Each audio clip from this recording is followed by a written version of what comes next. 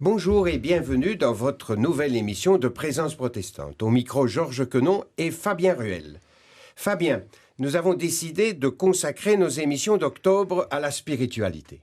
Oui, et dans cette série, nous aimerions accueillir notre invité de ce soir ainsi que de samedi prochain, monsieur le pasteur Pierre Glardon, qui nous vient de Suisse.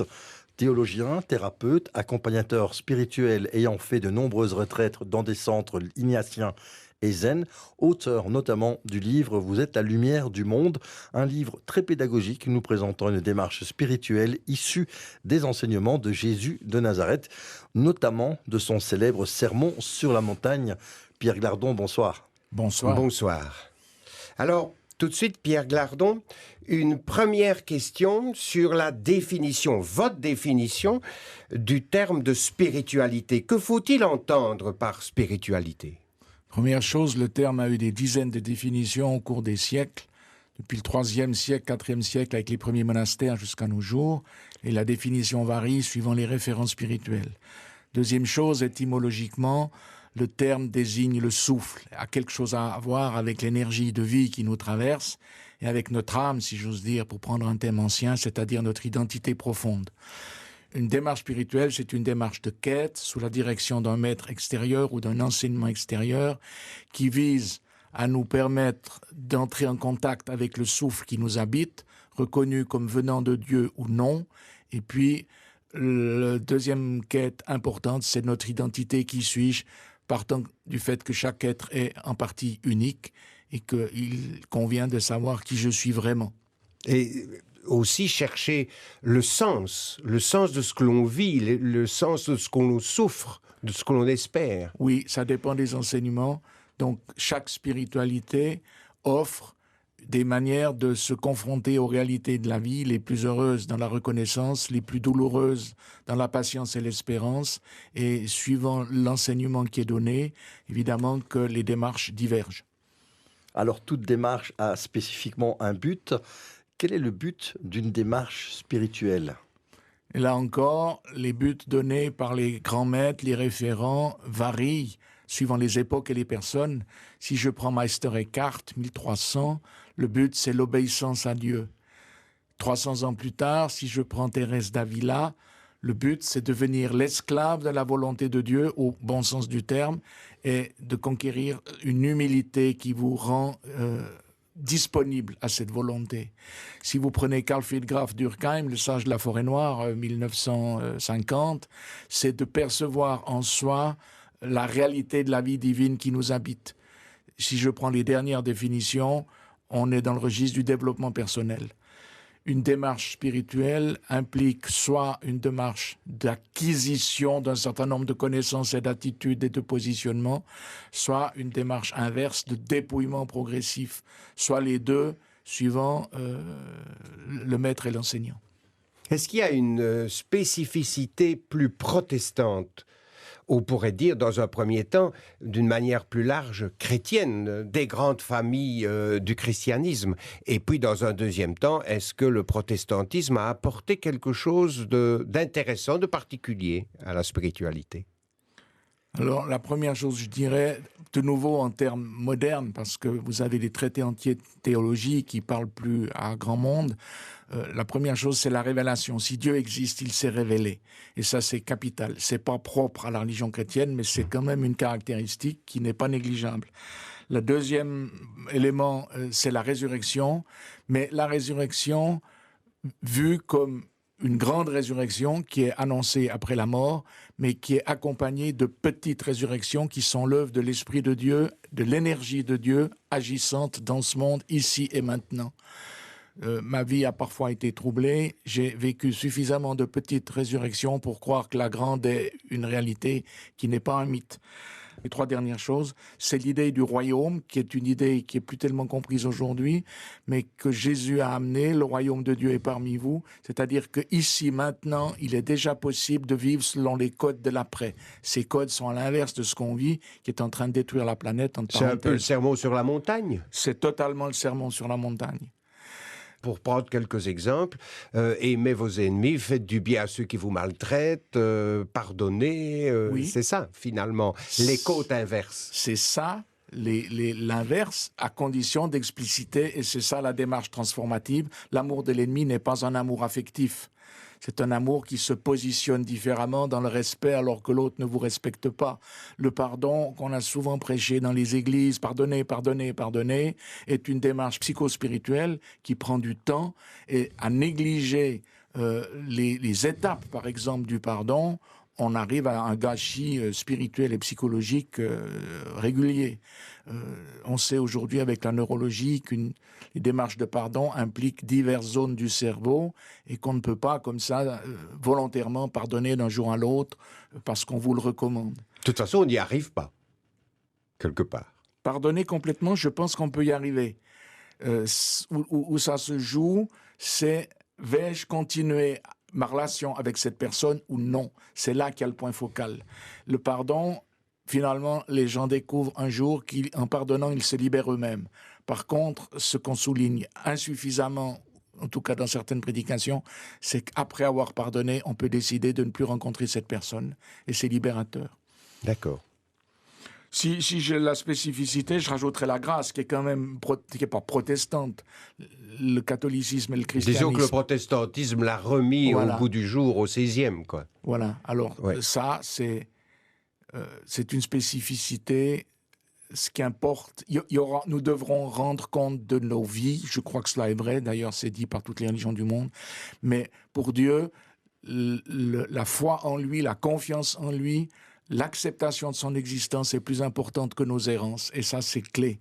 Nos erreurs n'ont finalement pas d'importance si on les reconnaît. Elles sont justement sous le signe de la grâce. Et pour mener un cabinet de thérapeute, je peux vous dire que c'est essentiellement libérateur de savoir qu'on ne traîne pas l'erreur jusqu'à la fin de sa vie. Je me disais justement, lorsque je vous écoutais discuter avec Georges, quelle était la différence justement entre cette spiritualité chrétienne, voire protestante, et les autres? On sait que Malraux a dit que le XXIe siècle serait spirituel. Qu'est-ce que cela vous inspire?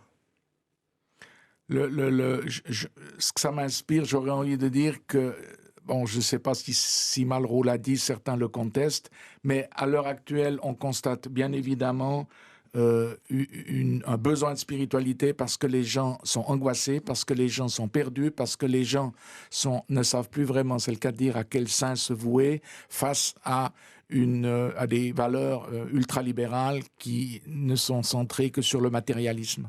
Et face à ça, il y a une quête de sens qui marque les gens et dont les gens ont besoin pour ne pas perdre complètement les pédales. Depuis quelque temps, j'ai au cabinet des jeunes de 17 ou 18 ans qui arrivent complètement habités par une angoisse réelle qui est la vie, ça sert à quoi? Quel est le sens de cette vie? Et ça, avec mes amis thérapeutes ou psychothérapeutes, le constat est le même. Les jeunes sont de plus en plus déboussolés et c'est inquiétant, une civilisation qui n'arrive plus à donner sens pour ceux qui suivent. Et ça vient de quoi exactement? Enfin, est-ce qu'on peut imaginer les sources de ce mal-être, de ces angoisses existentielles? À mon avis, il est triple. Il y a une première source qui est que l'homme est dépassé par les technologies qu'il a mis en place. Ça, c'est nouveau par rapport à ce qu'on a pu connaître dans les siècles passés. La deuxième raison, c'est que la valeur suprême prônée dans les médias notamment, partout dans les villes, dans les affiches, c'est des valeurs de l'ultralibéralisme, qui n'est pas une démarche spirituelle, qui est une démarche d'acquisition de biens. Le troisième point, au niveau du christianisme, c'est qu'il y a quand même un déficit de témoignage qui est évident et qui interroge beaucoup.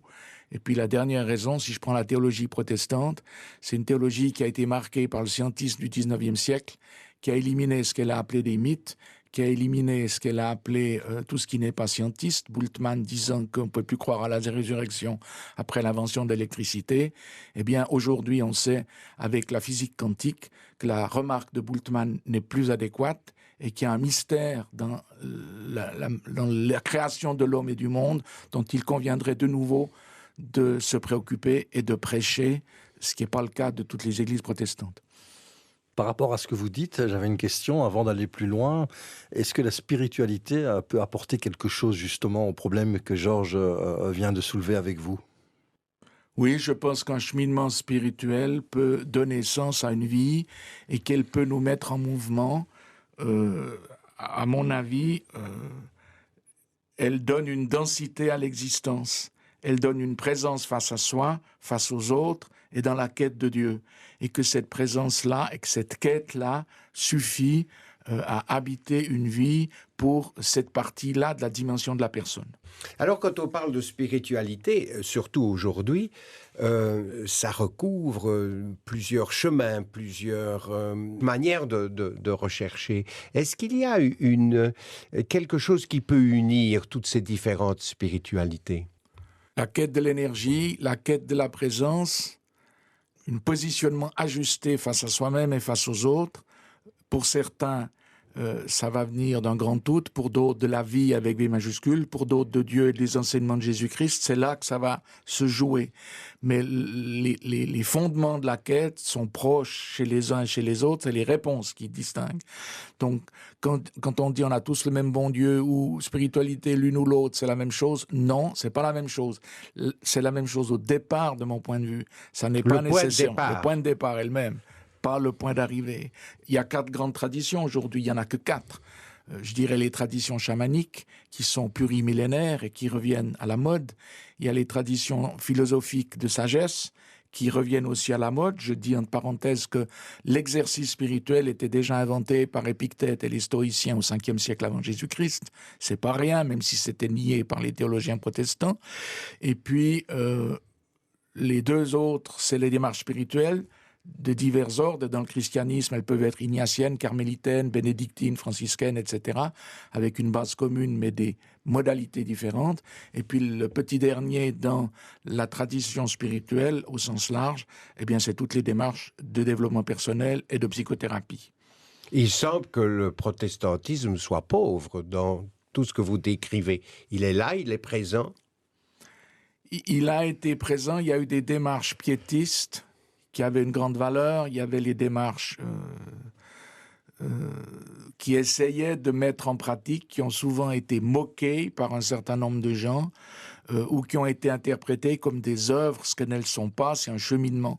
Une des grandes erreurs de certains théologiens protestants du XXe siècle, c'est d'avoir confondu le travail personnel sur soi dans un cheminement spirituel avec une œuvre pour, soi-disant, obtenir la grâce de Dieu, ce qui est une mécompréhension théologique magistrale. Et on peut aujourd'hui dire, sur ce plan, des gens comme Barth ou Brunner se sont complètement trompés. Et le drame, c'est qu'ils ont fusillé quelque part les démarches, les possibilités de démarche spirituelle, qui n'est pas une œuvre, mais qui est un chemin de travail sur soi, avec un certain nombre de codes. Je dirais le premier code, c'est un enseignement. Le deuxième code, c'est de clarifier les attitudes qu'on va développer à l'égard de soi, des autres, de sa femme, de ses enfants, des proches, en fonction de ce qu'on a cru devoir comprendre de cet enseignement. Et puis la dynamique de la relecture, c'est-à-dire qu'une fois qu'on a entendu un enseignement, qu'on cherche à le pratiquer, et que dans un troisième temps on relit pour voir comment ça s'est passé et corriger, vous avez là un trio de démarches qui permettent un cheminement et une transformation intérieure. On a raté, ça n'a pas d'importance, la grâce annonce un pardon, mais on recommence. Dans le zen, on dit tomber 7 fois, se relever 8. Et je pense que dans ce sens-là, l'exercice, il est clé pour le développement personnel.